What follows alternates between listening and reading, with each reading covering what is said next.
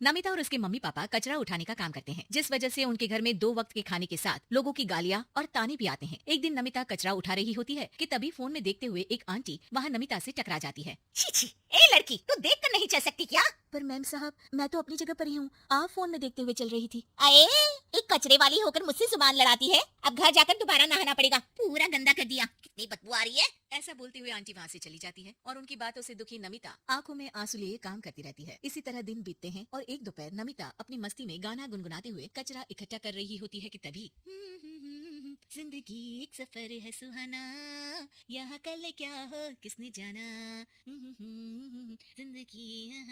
तभी उसकी टक्कर मोहन से हो जाती है। अरे देख कर काम करो। मुझे माफ कर दीजिए साहब, गलती से टक्कर हो गई। मैंने जानबूझकर कुछ नहीं किया। ऐसा कोई जानबूझकर भला करेगा भी क्यों? खुश नहीं होता। सोचा नहीं था कि कभी कोई मेरे साथ इतने अच्छे से बात करेगा। अरे जो नहीं करता वो इंसान कहलाने के लायक नहीं। तुम्हें उनके बारे में सोचना तक नहीं चाहिए। मोहन वहाँ से चला जाता है और नमिता उसकी बात को सोचते हुए दोबारा काम पर लग जाती है। इसी तरह समय बीतता रहता है। एक सर्दियों की सुबह कचरा उठाते हुए नमिता ठंड की वजह से पास के घर की सीढ़ियों पर ओत लेकर बैठ जाती है। कुछ ही देर बाद उस घर की मालकिन वहाँ आ जाती है। हाय तौबा, मेरा सारा घर गंदा कर दिया। अरे मैं घर के सामने गंदगी नहीं होने देती।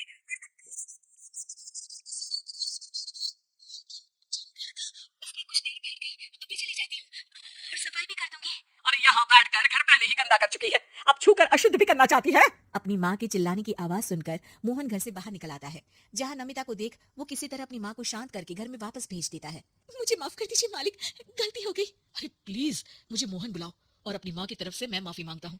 अरे नहीं मालिक, लोग वैसे भी हमें इंसान समझते ही कहाँ है, इसलिए अब इन सब की आदत है। अगर इन सब की बातों को बुरा लगाने लगे तो भूखे ही मर जाएंगे। वैसे तुम्हें ठंड में इन पतले फटे कपड़ों की जगह मोटे और गर्म कपड़े पहनने चाहिए। मेरे पास इतनी चॉइस नहीं है, जो है बस यही है। और जब घर में मम्मी पापा भूखे बैठे हो तो क्या सर्दी और क्या गर्मी। चलती हूँ साहब। नमिता तो वहाँ से चली जाती है, लेकिन अब मोहन उसके बारे में सोचना ही बंद नहीं कर पाता। कुछ दिनों बाद नमिता दोबारा कचरा उठाने मोहन के घर के पास आती है, जिसे देख वो एक नया गर्म सूट लेकर उसके पास आता है। ये तुम्हारे लिए है। शुक्रिया मालिक, पर ये तो नया है। हाँ, किसी को गिफ्ट में नई चीज ही तो दी जाती है। हमें कोई गिफ्ट नहीं देता। हाँ, नई चीज तो बिल्कुल नहीं, पर आपका बहुत शुक्रिया। चलती हूँ, बहुत काम बाकी है। एक बार फिर नमिता मोहन को अपनी सीधी बातों और साफ दिल से प्रभावित करके चली जाती है। अब मोहन उसकी बातों और सोच में खोया रहने लगता है। जितनी बार नमिता उसके घर के करीब आती है वो किसी न किसी बहाने उससे मिलता रहता है। ये सिलसिला लंबा चलता है, जिसमें धीरे धीरे दोनों एक दूसरे से प्यार करने लगते हैं। नमिता, क्या तुम मुझसे शादी करोगी? मुझे नहीं लगता कि ये सही है। तुम्हारे घर वाले और समाज के लोग मुझे कभी नहीं अपनाएंगे।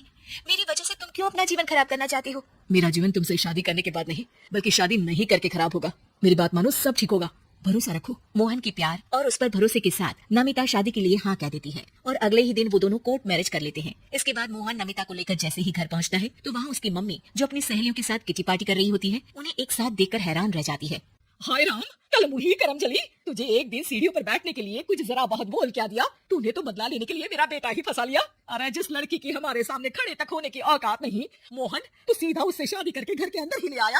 हाय हाय बहन, अब तुम समाज में क्या मुंह दिखाओगी? अरे मेरी बात मानो, अब बाहर निकलना ही बंद कर देना। आंटी जी, मेरी माँ का तो पता नहीं, पर आप आज बाहर निकलकर दोबारा इस घर में कदम मत रखना। अरे हम ऐसे कचरे वालों के घर में आकर अपनी इज्जत खराब करने का शौक भी नहीं रखते।